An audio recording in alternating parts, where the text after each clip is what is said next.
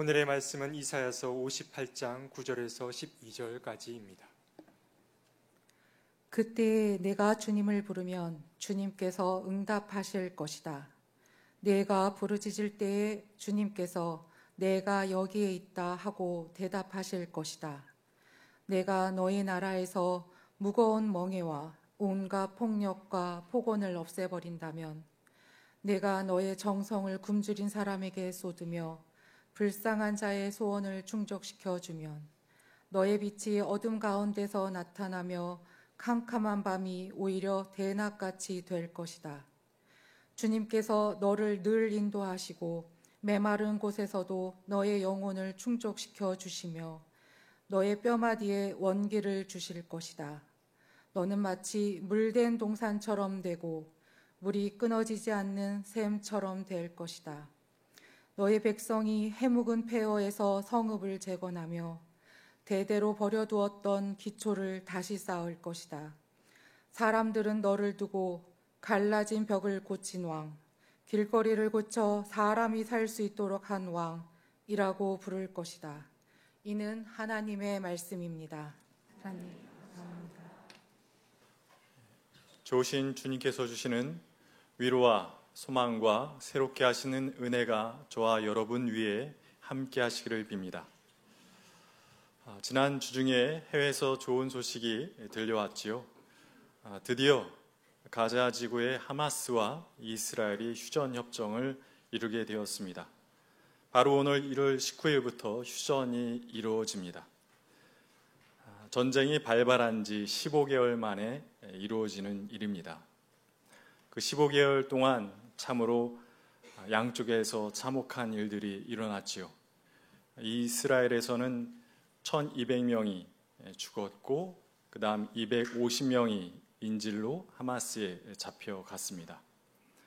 또 가자 지구에서는 47,600명이 죽임을 당했고 11만 명이 부상을 당했습니다.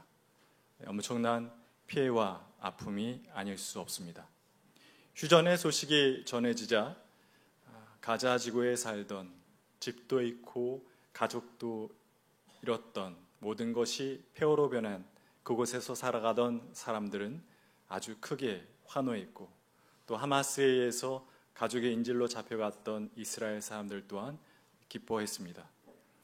그러나 아직 이스라엘 일부에서 그 휴전에 반대하고 있는 사람들이 있어서 완전히 마음을 놓을 수는 없습니다만, 부디 모든 것이 폐허로 변한 가자가 새롭게 재건되길 소망하고 가자와 이스라엘 사이에서 평화가 자리 잡길 소망해 봅니다. 그리고 우리나라에는 크게 알려지지 못했습니다만 지난 12월 시리아에서도 참 기쁜 일이 있었죠. 시리아는 2011년 아랍 쪽에 민주화 바람이 불었을 때, 소위 아랍의 봄이라고 하는 그 시기가 왔을 때 시리아 사람들도 거리에 나와서 민주주의를 외쳤습니다. 그때 시리아의 대통령 아사드는 군대를 동원하여서 국민들을 무참히 학살했습니다. 그때 죽임을 당한 사람들이 50만 명이 넘습니다. 그리고 500만 명 이상이 고향을 등지고 타지로 떠나서 난민이 되었습니다. 그랬던 것이 지난 12월에 시민군들이 그 다마스커스 수도를 공격해 들어갔고, 아사드가 러시아로 도망가면서 시리아는 다시 자유를 13년 만에 되찾게 된 것입니다. 그래서 세계 곳곳에 난민으로 떠돌던 시리아 사람들이 지금 큰 행렬을 이루어가지고 다시 고향 땅으로 돌아가고 있습니다. 참으로 기쁜 일이 아닐 수 없습니다. 제가 일전에 말씀드렸던 바와 같이 저에게는 시리아 친구가 한 명 있습니다. 압둘 와합이라고 저희 교회도 몇 번 온 적이 있는데요. 이 압둘 와합은 2009년에 저희 나라에 왔습니다. 전혀 교류가 없는 시리아와 이 한국 사이에 다리 역할을 하고 싶다는 마음이 있었기 때문이죠. 압둘 와합은 다마스커스 대학, 국립대학입니다. 거기서 법학과를 졸업했습니다. 근데 와서 여기 있는 또 대학을 다니기 시작했는데 그 사이에 돌아갈 수 있는 길이 막힌 겁니다. 독재가 시작되었기 때문에. 돌아갈 수 없어서 한국에 남아서 시리아의 소식을 한국에 알렸고 도움의 손길을 모아서 시리아 난민을 돕는 일들을 하였습니다. 그리고 다니던 대학원을 꾸준히 잘 다녀서 법학 박사 학위를 우리나라에서 받았습니다. 그래서 지금 이 압둘라합은 시리아에 가 있어요. 그래서 SNS를 통해서 소식을 전해오는데 보니까 아주 오래간만에 그 옛날 자기 젊은 시절에 갔었던 그 카페에 간 겁니다. 추억이 막 살아나는데 그 자리에 우연히 자기 옛 친구가 거기 있던 거예요. 그래서 만나서 아주 부둥켜 안고 울면서 기쁨의 시간을 보냈는데 꿈꾸는 것 같다고, 그 꿈에서 깨지 않았으면 좋겠다는 그런 이야기를 했습니다. 아합은 지금 무엇을 하고 있냐면 이제 시리아에 새롭게 들어선 그 정부의 주요 장관들을 만나서 국가 재건을 위한 회의를 하고 있습니다. 그래서 농림부 장관, 교육부 장관, 전력자원부 장관들을 만나서 복구에 대한 그런 논의들을 하는 사진을 봤습니다. 놀랬죠. 아합이 이런 친구였나. 하여튼 그 모든 것이 무너졌고 다시 재건을 하는 시리아가 그 희망을 품고 다시 이전보다 더 아름다운 나라로, 더 건강한 나라로 재건되기를 소망하고 응원합니다. 저희 나라는 가자 지구와 시리아는 상당히 다르지만 계엄 이후에 혼란과 갈등을 겪고 있습니다. 참 가슴 아픈 일이란 생각이 듭니다. 네, 어찌됐건 이제 바톤은 헌법재판소와 사법부로 넘어갔습니다. 헌법재판소와 사법부는 헌법과 법률을 가지고 공정하게 재판을 진행해야 될 것이고 결과가 나오면 모든 이들이 그 결과를 받아들여야 할 것입니다. 그러할 때 이 사회가 다시 안정과 질서를 되찾게 될 것입니다. 바벨론의 포로로 끌려가서 살았던 유다 사람들은 바벨론이 멸망하자 다시 고향 땅 그리고 약속의 땅 예루살렘으로 돌아갈 수 있게 되었습니다. 일부는 그냥 바벨론에 남아 살았지만 또 적지 않은 사람들이 고향 땅 예루살렘으로 떠났습니다. 비록 노예살이이긴 했지만 오래 살았기에 익숙했던 땅이에요. 그리고 노예살이였지만 고도로 발달된 문명 국가에서 살던 사람들이었습니다. 네, 그러한 것들을 모두 다 내려놓고 약속을 따라서 고향 땅 예루살렘으로 간 것입니다. 그 길은 오늘날에도 가기가 쉽지 않은 길입니다. 많은 이들이 도중에서 죽기도 했습니다. 근데 그 위험천만한 길을 약속 따라서 간 것입니다. 그런데 예루살렘에 도착해보니 그들을 기다리고 있었던 건 젖과 꿀이 흐르는 땅이 아니었습니다. 폐허가 된 채 오랜 세월 버려졌던 성전, 성벽, 성읍들이었고 유다 사람들이 자리를 비운 사이에 어느새 그 자리를 차지하고 있었던 그 거주민들의 차가운 눈총이었습니다. 유다 사람들은 불평했습니다.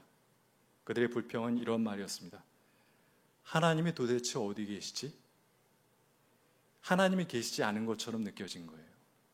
하나님이 계시다면 이런 일이 벌어질 수 없다는 이야기죠. 그들이 보인 모습은 그들이 선조가 보였던 모습들과 너무 판박이처럼 똑같습니다. 이집트에서 노예살이하던 이스라엘 사람들은 약속을 따라서 약속의 땅에 다다랐습니다. 약속의 땅을 바라보면서 그들이 했던 말들은 무엇입니까? 우리가 생각했던 것과 다르네. 저 거주민들은 우리보다 장대해서 정말 우리가 스스로 생각하기엔 그냥 메뚜기에 지나지 않는 존재들이구나. 차라리 이럴 바엔 이집트의 생활이 더 좋았다. 이집트로 돌아가자. 그렇게 불평했던 것입니다. 슬프게도 인간의 슬픈 역사는 반복되는 경향이 있습니다. 하나님이 계시지 않은 것 같은 그 고향 땅에 마지못해 정착하게 된 유다 사람들은 한마디로 막 살았습니다. 지도자들은 하나님의 말씀으로 백성들을 다스리지 않고 자기 뜻대로 백성들을 다스렸습니다. 그리고 탐욕적이어서 백성들을 돌보는 일보다 자기 배를 채우는 일에 우선시했고 또 독주를 취하도록 마셨습니다. 그리고 사회가 불안하다 보니까 곳곳에서 점을 치는 사람들이 성행하였고 또 욕망에 불타올라 간음하는 자들이 늘어났으며 심지어는 우상 숭배를 하되 우상에게 더 많은 축복을 받기 위해서 자기 자녀들을 불살라 바치는 그런 이들까지 생겨났던 것입니다. 그런 가운데도 야훼 신앙을 지키는 이들이 있었습니다. 그들은 안식일도 지키면서 또 금식이라는 경건 행위까지 행했습니다. 그런데 그것은 올바른 안식일과 금식이 아니었습니다. 한편으로는 그들은 경건행위를 하면서 또 다른 한편으로는 그들의 아랫사람들을 억압하고 착취하고 가난한 자들을 돌보지 않은 것입니다.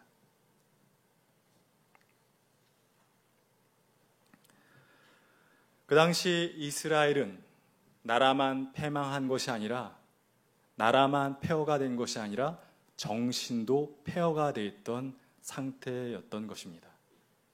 그때 호련이 일어나서 그 시대 모든 것이 폐허가 되고 무질서한 그리고 혼란스러운 그 사회를 향해서 하나님의 말씀을 선포한 예언자가 있으니 바로 그 예언자가 제3 이사야입니다. 제3 이사야는 이사야서 56장부터 66장까지를 쓴 사람이라고 성서학자들은 보고 있습니다. 사람들이 하나님이 어디 계시냐 이야기하면서 자기 욕망대로 막 사는 모습을 보면서 제3 이사야는 이렇게 말씀을 선포했습니다. 하나님을 부르짖으라.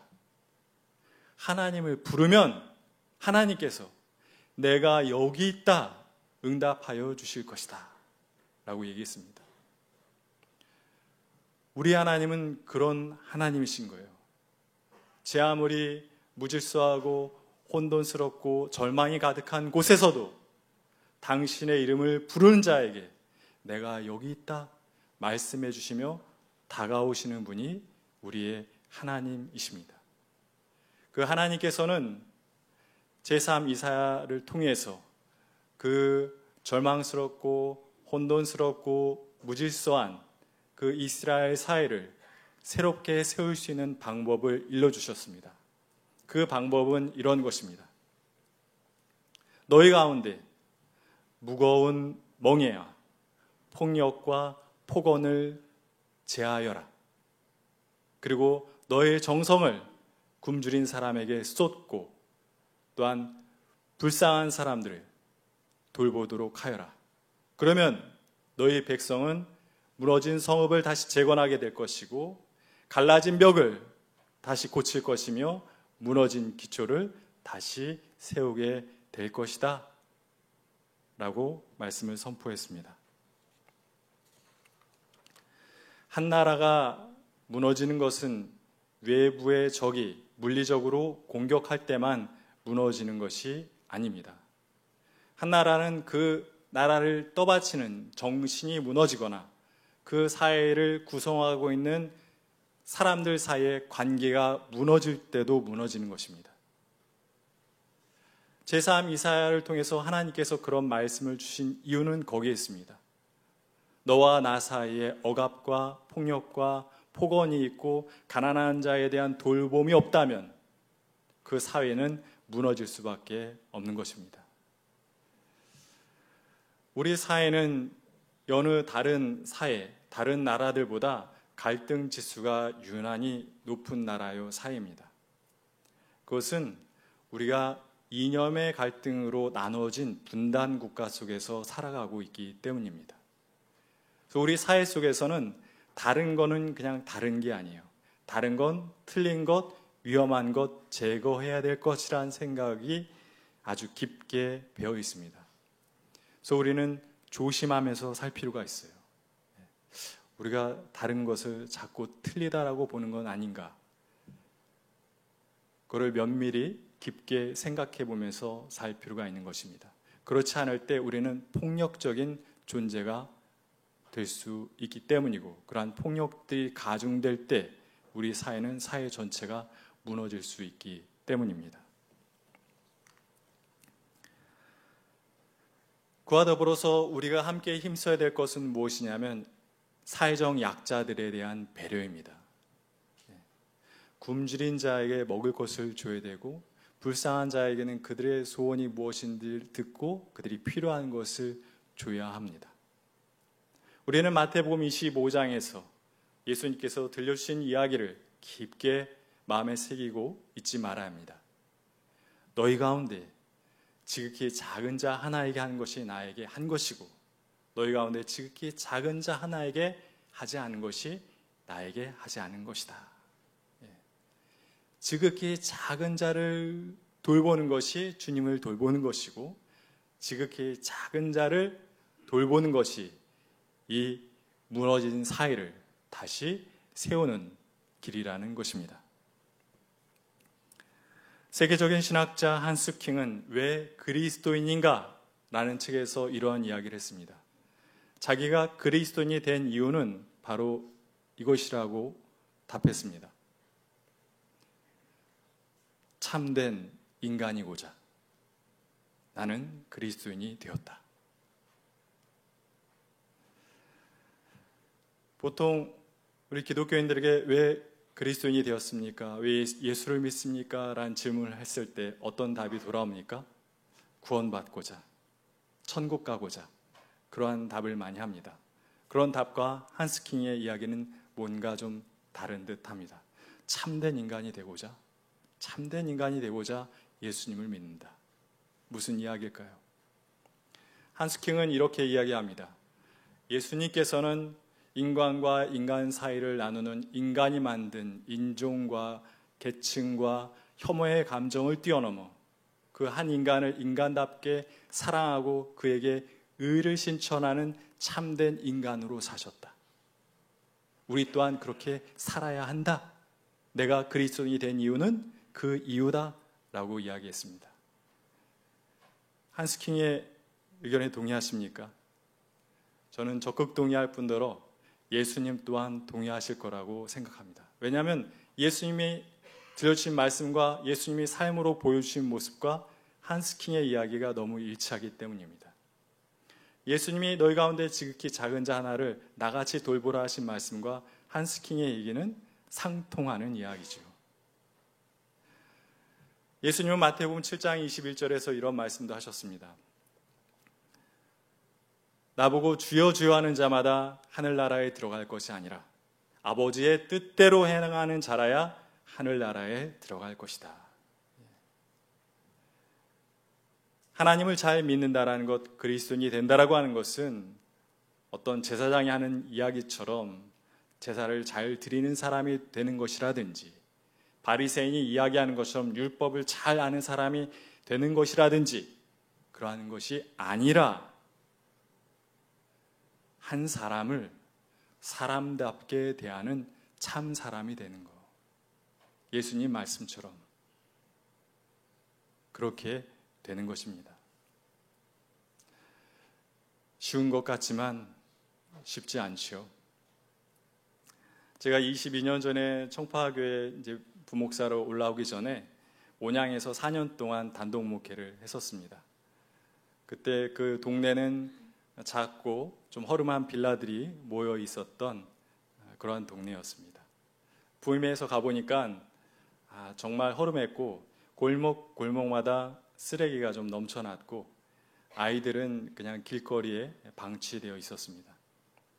저는 마을 청소부터 시작했습니다. 매일 마을 청소를 했습니다. 그리고 그 방치되어 있던 아이들을 교회로 불러 모아서 같이 놀아주고 또 떡볶이를 해주고 저녁이면 모아서 공부를 가르쳐 주었습니다. 그 시간이 지나고 나서 그 동네 아이들 대부분은 다 저희 교회 교인이 됐어요. 그리고 아이들의 부모님들이 또 교회에 나와서 교인이 되었습니다. 그리고 저는 그 마을 주민들한테, 어르신들한테 또 신임을 얻게 되었죠. 어느 날 그 마을 이장님께서 저를 부르셨습니다. 집에 초대해서 차를 주시면서 이러한 저러한 이야기를 하셨는데 그분은 기독교인은 아니었어요. 그런데 저에게 이런 말씀을 하셨습니다. 전도사님, 제가 전도사님 사시는 모습을 보면 저도 교회를 나가야 될 것 같은데 어떤 한 놈 때문에 제가 교회 못 나가겠습니다. 그 놈은 하나님을 믿고 예수를 믿고 교회를 다닌다고 하는데 사람 같지 않은 놈입니다. 그놈 때문에 교회로 가는 발걸음이 떼어지지가 않습니다. 아주 오래전에 들은 이야기인데 정말 잊혀지지 않습니다. 하나님도 믿고 예수님도 믿고 교회도 잘 다니는데 사람 같지 않은 놈은 어떤 놈입니까?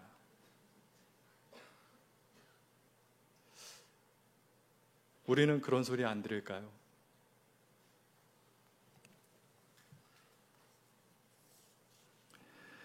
지금으로부터 거의 딱 38년 전인 1987년 1월 14일 우리가 앉아있는 이 자리에서 200m 떨어져 있는 한 건물에서 22살 청년이 물고문을 받다가 죽었습니다.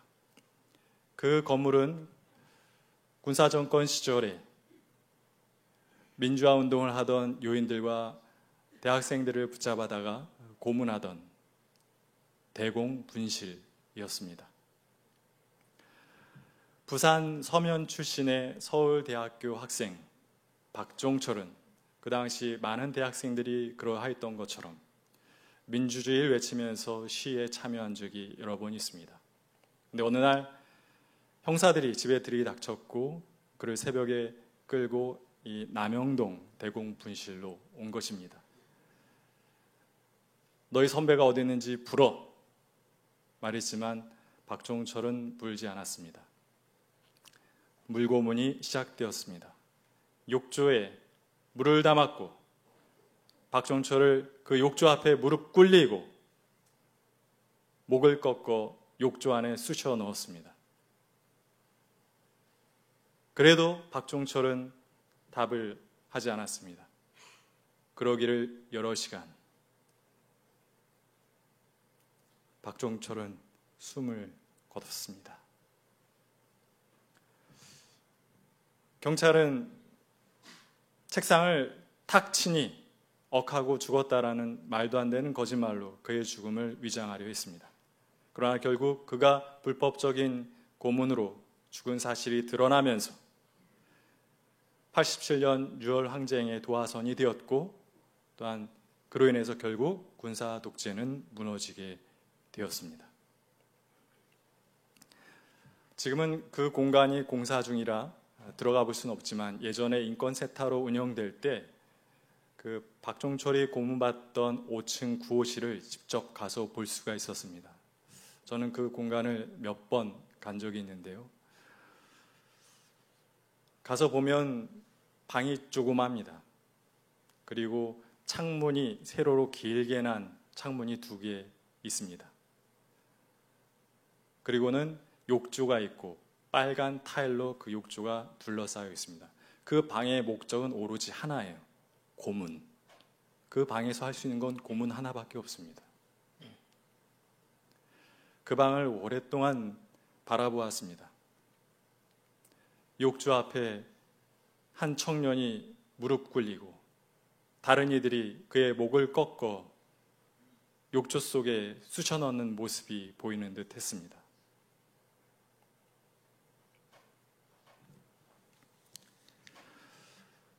그런 생각이 들었습니다. 왜 박종철은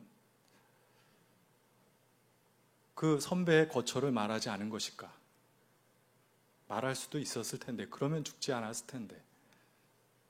과연 그가 죽어가면서까지 지키고 싶었던 것은 무엇이었을까? 단지 그 선배의 거처 하나였을까? 저는 그렇게 생각하지 않습니다. 이 박종철은 지인들의 증언에 따르면 사랑이 참 많은 사람이었습니다. 사람들을 많이 사랑했던 사람이에요. 특히 어려운 사람들을 많이 사랑했습니다. 공장 노동자들, 농촌의 농부들, 그들을 돕기 위해서 농촌도 자주 가고 공장에서 일도 하고 또 그뿐 아니라 후배들, 동기들, 선배들을 많이 사랑했던 사람입니다. 추운 겨울날 외투도 없이 생활하는 친구를 보고는 자기도 한 벌밖에 없는 외투를 그냥 벗어주었어요. 그리고 겨울이 되었는데도 늘 여름바지만 입고 다니는 이를 위해서 겨울바지를 사주고, 또 슬리퍼만 신고 다니는 이를 위해서 운동화를 사주기도 했습니다. 박종철은 부잣집 아들이 아니었어요. 아주 평범한 가정의 사람이었습니다. 박종철은 그냥 사람이 그냥 그렇게 사랑이 많은 사람이었던 것입니다. 다 줘야 돼. 심지어 어떤 친구는 그렇게까지 얘기했어요. 종철이한테는 자기만의 시간이라든지 자기만의 물건이 없었던 것 같아요. 그렇게 산 사람이었던 것입니다. 박종철이 지인들에게 보낸 편지들이 많이 남아있는데 그 편지에 많이 반복되는 단어가 하나 있어요. 그건 뭐냐면 참된 인간이라는 단어입니다. 참된 인간. 어떤 친구에겐 이런 말도 남겼습니다. 내가 죽기 전에 단 하루만이라도 참된 인간의 모습을 찾은 사회에서 하루라도 살다 죽고 싶다. 참된 인간의 모습을 찾은 사회. 그게 그의 꿈이었던 것이죠. 인간이 인간이기에 인간답게 살 수 있는 사회. 인간이 인간이기에 자유롭고 다른 인간을 존중하며 사는 그 사회. 박종철이 살았던 시대에 없었지만 그의 마음속에는 늘 존재하고 있던 그 사회가 박종철이 죽어가면서까지도 지키고 싶었던 것이었다는 생각이 저는 듭니다. 분명한 것은 그러한 이들의 있었기에, 그러한 이들의 희생이 있었기에 오늘 우리가 이렇게 살아갈 수 있게 되었다는 것입니다. 저는 그렇게 생각합니다. 나라가 폐허로 변했을 때 이 폐허를 재건할 수 있는 길은 인간 사이에, 우리의 사이에 있는 억압과 폭력과 폭언을 제하고 가난한 이들을 돌보는 것이다 라고 이야기했던 제3 이사야와 예수를 믿는다라고 하는 것은 인간과 인간 사이에 있는 인종과 계급과 혐오의 감정을 뛰어넘어 인간을 인간답게 사랑하고 그를 위해서 의를 실천하기에 참 사람다운 사람이 되는 것이다 라고 이야기한 한스킹이나 우리 가운데 있는 지극히 작은 자 하나를 돌보는 것이 바르게 사는 것이며 이 땅에 하나님 나라를 이룬 것이다 말씀하신 예수님이 같은 이야기를 하고 있는 것이라고 저는 믿습니다. 그리고 하나님 안에서 생명과 평화의 세상을 지향하는 우리 청파교회가 가려는 길 또한 저는 같은 길이라고 생각합니다. 그리고 엄혹한 시절 인간다움을 지키려고 하고 참 인간답게 살려고 했었던 박종철이 간 길과도 다르지 않은 길이라고 믿습니다. 참 인간다운 인간, 참 사람다운 사람이 보고 싶지 않습니까? 하나님을 믿기에, 예수님을 따르기에 하루하루 더 참된 인간이 되어 살아가는 우리 청파 교우들과 이 시대 믿음의 백성들이 되길 간절히 기원합니다. 주신 말씀 기억하며 잠시 거듭의 기도를 드리겠습니다. 하나님, 이 세상 곳곳과 우리 사회 곳곳에는 여전히 무거운 멍해와 폭력과 폭언과 가난한 자에 대한 무관심이 넘쳐납니다. 그러기에 우리 삶에는 절망과 무질서와 혼돈이 가득합니다. 주님, 우리를 긍휼히 여겨 주십시오.